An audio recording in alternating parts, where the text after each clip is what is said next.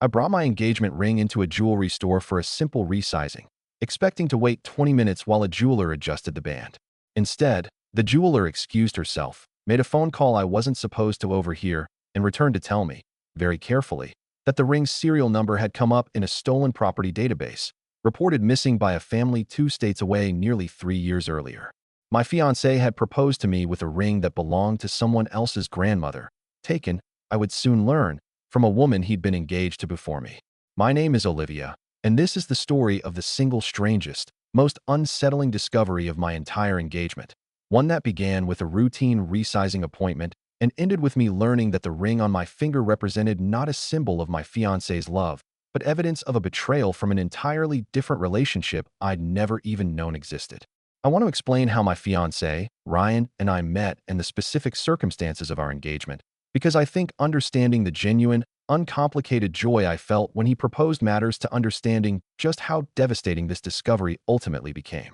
Ryan and I met roughly 2 years before this happened, through mutual friends, and dated for about 18 months before he proposed during a weekend trip we'd taken specifically to celebrate my birthday, presenting me with a genuinely beautiful antique-style ring featuring a modest center diamond surrounded by smaller stones in an intricate, clearly vintage setting. I remember, specifically, the exact moment he proposed, both of us sitting on a quiet overlook we'd hiked to that morning. Ryan pulling out the ring box with hands that seemed to be shaking with genuine, nervous excitement, delivering what felt, at the time, like a deeply heartfelt speech about wanting to build our future together. I remember crying, genuinely, overwhelmed by both the proposal itself and the specific, meaningful story he told about the ring's origin, believing I was receiving something that carried real, multi-generational significance within his own family. I want to describe what Ryan told me about the ring's origin at the time of our engagement, because understanding his initial explanation matters considerably to understanding just how calculated the actual deception eventually proved to be.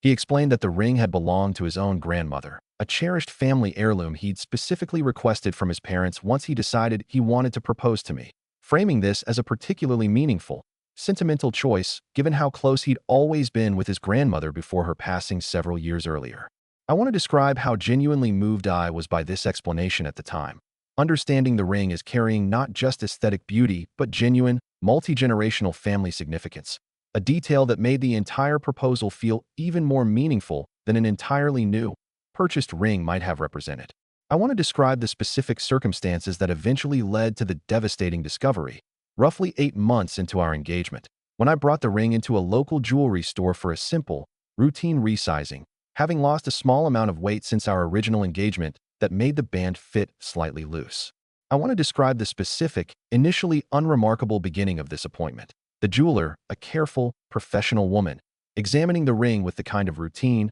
practiced attention any jeweler brings to evaluating a piece before performing requested work, checking the setting, examining the stones, and, at some point during this process, recording the ring's internal serial number, a small identifying mark I'd genuinely never known existed on the piece. I want to describe watching her expression shift as she cross-referenced this serial number against what I would later understand was a routine, standard practice many reputable jewelers follow, checking valuable pieces against stolen property databases before performing significant work, a practice specifically designed to help prevent jewelers from unknowingly facilitating the resale or modification of stolen items. "I need to step away for just a moment," she told me, her professional composure carrying a slight, careful tension I didn't yet understand the significance of. She returned several minutes later, having made what I would later understand was a verification call to the relevant database service, and explained, with visible discomfort, that the ring's serial number had been flagged as reported stolen, associated with a police report filed nearly 3 years earlier by a family in a different state entirely.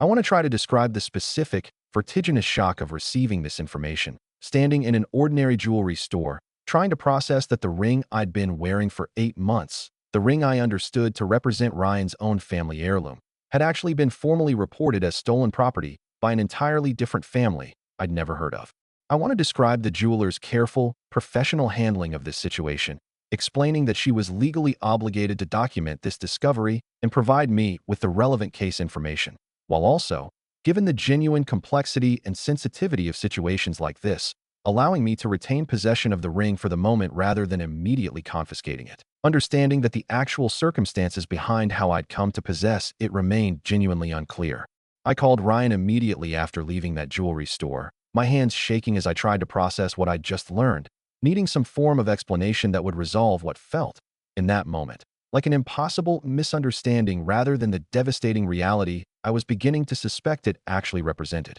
Ryan, I need you to explain something to me. The jeweler said this ring is listed as stolen property, reported by a family I've never heard of. What is actually going on? I want to describe the specific, telling silence that followed this question, a silence that told me, before Ryan said anything substantive, that whatever explanation followed wouldn't be the reassuring correction I desperately needed to hear. I can explain everything, he said, his voice carrying a strange, defeated quality. I should have told you the truth about this a long time ago. Can we talk in person tonight? I want to describe the following devastating conversation. Once Ryan arrived at my apartment that evening, slowly, painfully revealing a truth about the ring's actual origin that fundamentally contradicted everything he'd originally told me about his grandmother's heirloom. Ryan explained that he had, in fact, been engaged once before, roughly 4 years before he and I began dating, to a woman named Melissa, a relationship that had ended, according to his account, when Melissa's family discovered he'd been unfaithful during their engagement, leading to an immediate, complete end to their relationship and engagement. When everything fell apart, he told me, during this devastating confession, I was in a genuinely terrible place financially and emotionally. Melissa's family had given her that ring. It had actually belonged to her own grandmother. And when she broke off the engagement, I didn't give it back. I told myself, at the time, that it was some kind of compensation for how devastated I felt, which I know sounds completely insane now that I'm actually saying it out loud. I want to try to describe the specific, layered devastation of this revelation, understanding that the ring I believed represented Ryan's cherished family heirloom, a detail that had made our entire engagement feel more meaningful, had actually been stolen property, taken from an ex-fiancé's family following a breakup caused by Ryan's own infidelity, an item he had then, apparently, kept for years before eventually using it again to propose to me, constructing an entirely fabricated story about its origin specifically to avoid explaining its actual, devastating history. You proposed to me with a stolen ring, I said, my voice breaking as the full weight of this discovery continued crystallizing. You told me it was your grandmother's, this whole beautiful story, and it was actually stolen from a woman you cheated on and never gave back. I want to describe the following days. An exhausting, disorienting process of trying to determine the appropriate path forward, both regarding the actual legal question of the ring's rightful ownership and the much deeper, more painful question of what this level of sustained, elaborate deception indicated about my own relationship with Ryan.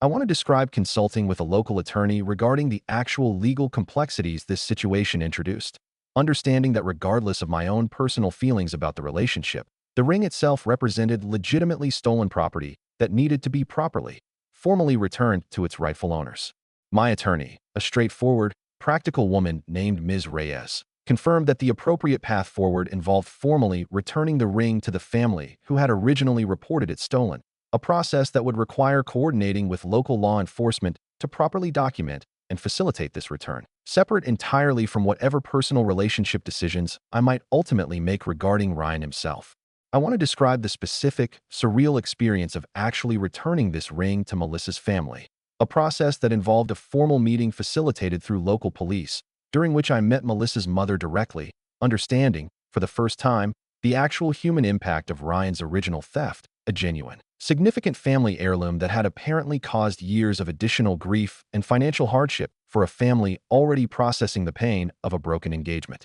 We'd genuinely given up hope of ever getting this back, Melissa's mother told me, during this emotional, complicated meeting, tears visible as she finally held the ring that had belonged to her own mother. I don't blame you for any of this. You clearly had no idea what you were actually wearing. I want to try to describe the specific, complicated emotions of this meeting, understanding that I was simultaneously processing my own devastating betrayal regarding Ryan's sustained deception, while also witnessing genuine, significant relief and emotional resolution for a family who had lost something profoundly meaningful years before I'd even entered this entire situation. I want to describe my own difficult, extended process of determining whether my relationship with Ryan could genuinely survive this level of sustained, elaborate deception, understanding that beyond the specific theft itself, he had constructed and maintained an entirely fabricated story about the ring's origin specifically to avoid the vulnerability of explaining his own past infidelity and theft, choosing continued deception over honest disclosure even when directly proposing marriage to me.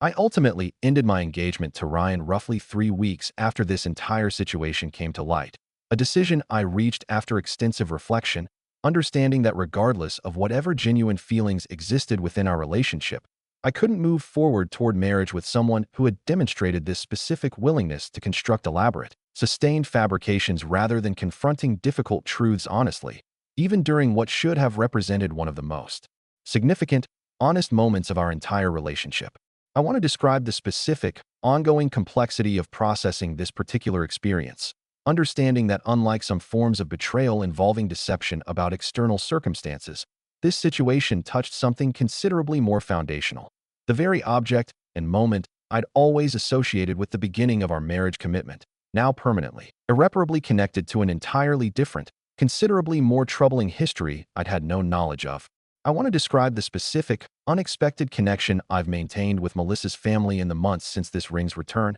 an unusual but genuinely meaningful relationship that emerged from this shared, complicated experience, understanding that we'd both, in our own separate ways, been harmed by the same person's pattern of dishonesty and theft. It's been just over 10 months since that routine resizing appointment first revealed this entire devastating history. I've since purchased my own jewelry, pieces I selected entirely independently, understanding, in a way I genuinely didn't before this experience, how important it feels to build my own significant life symbols without any question regarding their actual, honest origin and history. I think, often, about the specific, unsettling nature of discovering that one of the most significant, symbolically important objects of my entire adult life had actually represented evidence of a considerably darker history than I'd ever been told. Understanding that Ryan's elaborate fabrication about his grandmother's heirloom had specifically been designed to prevent exactly the kind of honest conversation that might have allowed me to understand his actual character and history before